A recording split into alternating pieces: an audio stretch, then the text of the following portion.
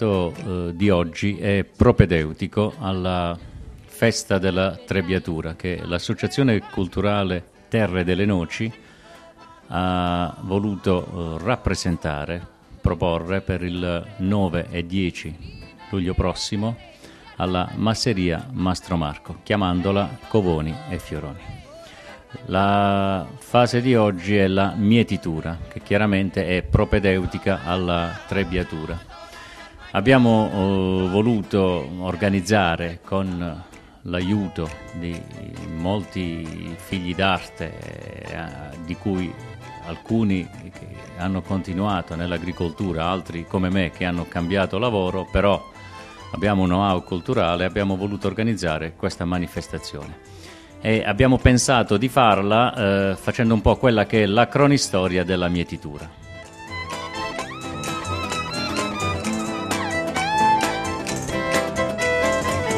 Le francese su armate un giorno buono e carossate e voilà, calcio con la libertà.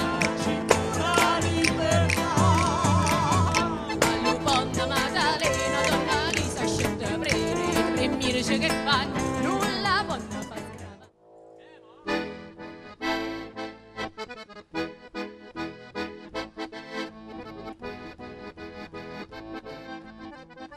Per l'uso della falce, il mietitore doveva indossare un abbigliamento particolare. Alla mano sinistra utilizzava dei cosiddetti cannelli, che erano fatti o da canne di bambù o da legno di fico o legno di noce. Questi servivano per la protezione delle dita. Poi indossava anche un bracciale in cuoio, anche perché le spighe che cadono in continuazione sul braccio vanno a traumatizzare quello che è la pelle nuda. Indossavano un grembiule, un copricapo, volgarmente detta paglietta, per proteggersi dai raggi solari, e un fazzoletto intorno al collo per proteggersi da polvere e sudore. I mietitori generalmente mietevano in 5, uno a fianco all'altro, e ogni 5 c'era un legante. Loro mietevano dei piccoli cumuli di spighe, chiamati volgarmente scermiti, e poi li avvolgevano con una spiga intorno, quindi questi piccoli covoni. Cosa succedeva dopo? Il legante faceva un fascio con le spighe, ne metteva 5 di questi, le annodava e andava a costituire quello che era il covone.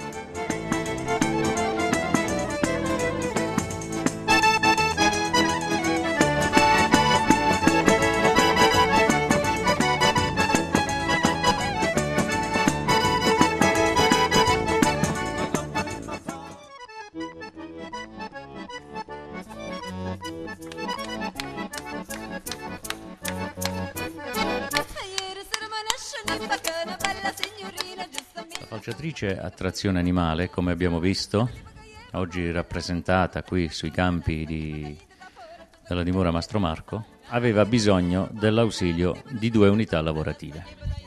Uno era il conducente dei cavalli, guidava i cavalli intorno al campo per mietere, e l'altro, di lato, munito di un rastrello in legno, tirava le spighe sull'apparecchio falciante.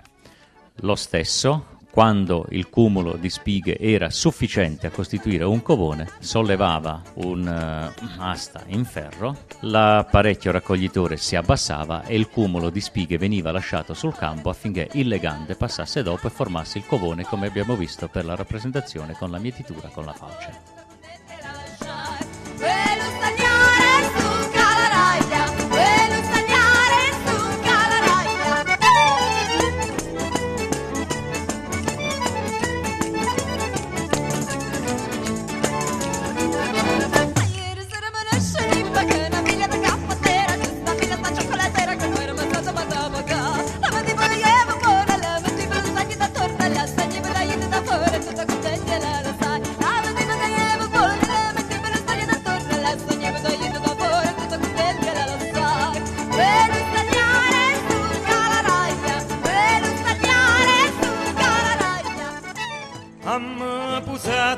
Chitarra e tamburi, perché sta musica sarà cagna. La moto falciatrice era un piccolo attrezzo agricolo semovente. Per farlo lavorare bastava soltanto un'unità lavorativa. Era dotata di un apparecchio falciante, di un apparecchio legante, quindi del legatore, e di un aspo per tirare le spighe a sé. Questo attrezzo formava un covone per volta, piccoli appezzamenti, magari dove c'erano presenza di alberi o di terrazzamenti, si utilizzava questo attrezzo che riusciva a infilarsi in spazi ristretti. Sta nuova canzone, tutta la gente se la da imparare, non ce ne fotte torre burbone, a terra nostra non sa da toccare, a terra nostra non sa da toccare.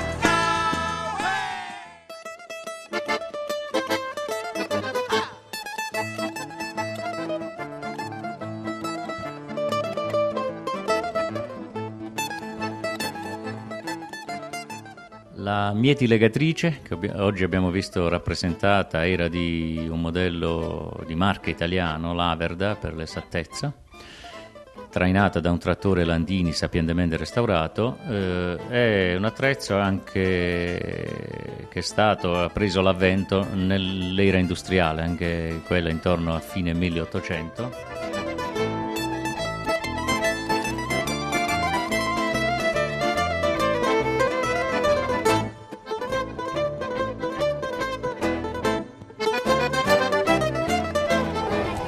Allora, per poterlo far partire, mettere in moto, bisogna riscaldare la calotta, ciò che stiamo facendo, mettendo la bomba con un bruciatore.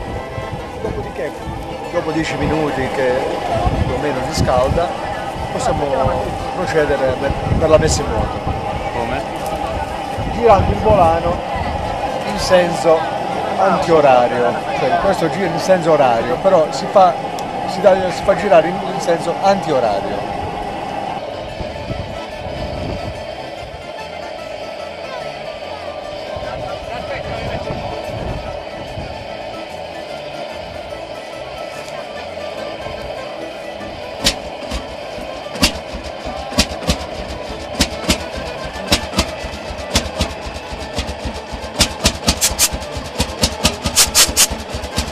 Bellissimo.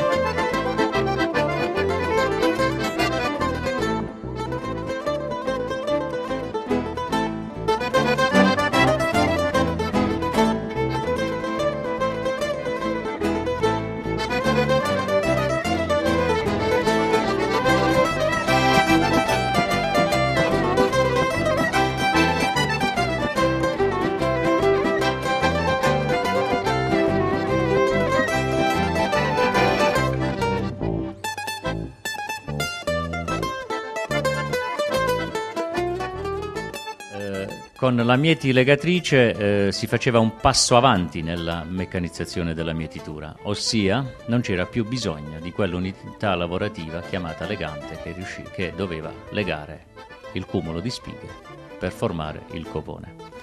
Era dotato questo apparecchio meccanico di un legatore, un annodatore, che quando il cumulo di spighe era sufficiente, delle dimensioni giuste per formare un covone, l'apparecchio meccanico provvedeva alla legatura meccanica con uno spago e quindi si formava il covone. L'apparecchio di oggi era anche munito di un raccoglicovone, quindi ogni 4-5 covoni l'unità lavorativa che sedeva sull'apparecchio, sulla Mieti legatrice, provvedeva a rilasciare i covoni già legati per essere poi riuniti in mucchietti di circa 25-30 covoni.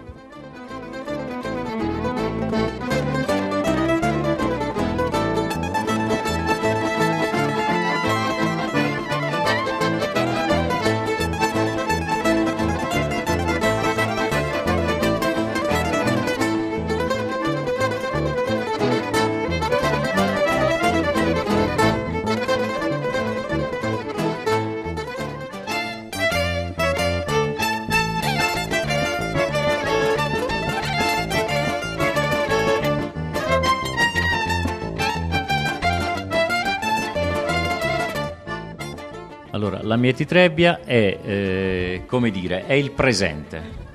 Oserei dire forse per un po' di tempo sarà anche il futuro della mietitura.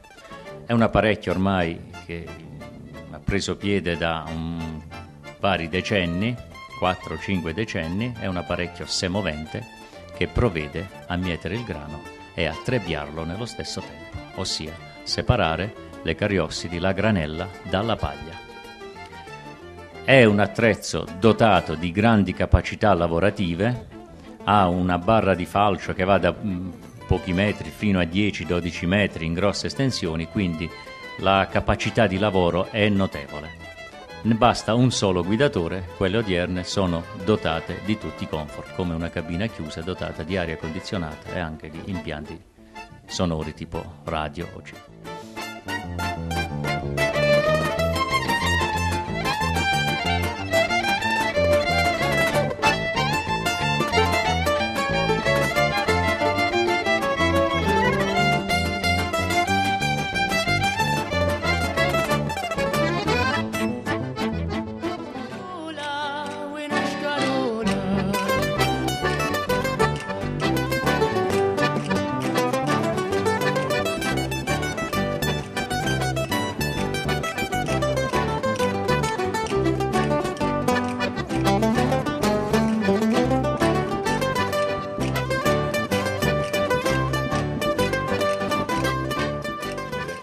La mietitura al momento, se parliamo della giornata odierna così impostata come una festa per rievocare una tradizione, è senz'altro un'atmosfera goliardica, però mi si consente di esprimere come figlio d'arte, e quindi conosco abbastanza il lavoro contadino, delle considerazioni personali su quello che era e su quello che è il lavoro contadino. Il lavoro contadino in passato era caratterizzato dall'essere un lavoro molto duro, pesante, però si viveva un'atmosfera molto molto bella, oserei dire bucolica. Perché? Siccome c'era bisogno fra contadini di solidarietà, di aiuto, non si lavorava da soli. Diciamo che il processo di globalizzazione, che ha preso un po' quelli che sono tutti gli aspetti dell'economia, purtroppo ha preso anche il lavoro, il mondo contadino. Il tutto va al momento verso una industrializzazione e quindi verso una solitudine del lavoro contadino, oserei dire una tristezza, cioè chi guida una mietitrebbia si mette sulla mietitrebbia dalla mattina alla sera ed è solo. Chi guida un trattore va ad arare, si mette su un trattore ed è solo. E questi miei amici contadini me l'hanno testimoniato, dice: io mi sento solo. Il lavoro di una volta, anche se dal punto di vista economico non aveva le stesse rese di quello di oggi, l'impegno lavorativo, la forza che ci doveva mettere, l'impegno era tanto, era elevato, cioè si faticava duro dalla mattina alla sera, però era, come dire, a misura d'uomo, cioè a dire l'uomo lavorava in base a ciò che poteva fare e il fatto di lavorare tutti insieme comportava goliardia e quel duro lavoro non pesava più di tanto perché si lavorava insieme. Era un'occasione sì di lavoro duro, però anche goliardica, anche di festeggiamenti. Non ci dimentichiamo i nostri nonni che ci hanno tramandato quando la sera sull'aia si trebbiava e si ballava, si suonava il famoso organo a 8 bassi, una piccola fisarmonica, così alla buona, si improvvisava la stessa manzurca, però si era contenti e felici. Adesso abbiamo raggiunto dei traguardi che sono la confusione, le città, le discoteche, i luoghi di ritrovo, però ho la sensazione che la gente è più sola del passato. Prima si viveva insieme e i contadini avvertono questo disagio, per cui sarebbe, non dico auspicabile un ritorno al passato, ma quantomeno dobbiamo tenere presente un'epoca, una storia abbastanza recente e quantomeno sapere che esisteva.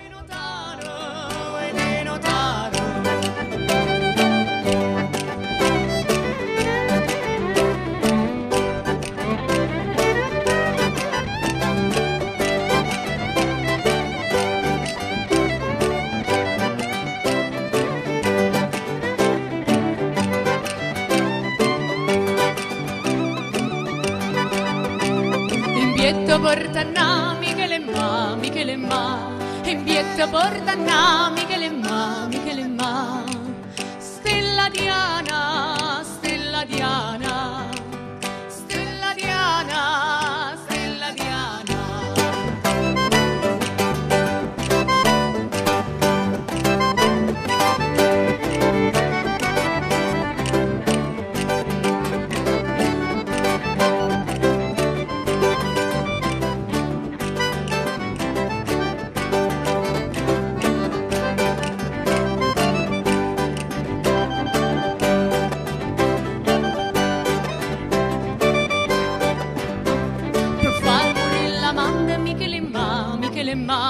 Per far morire la manda Michele ma, Michele ma. Addoia, addoia, addoia, addoia.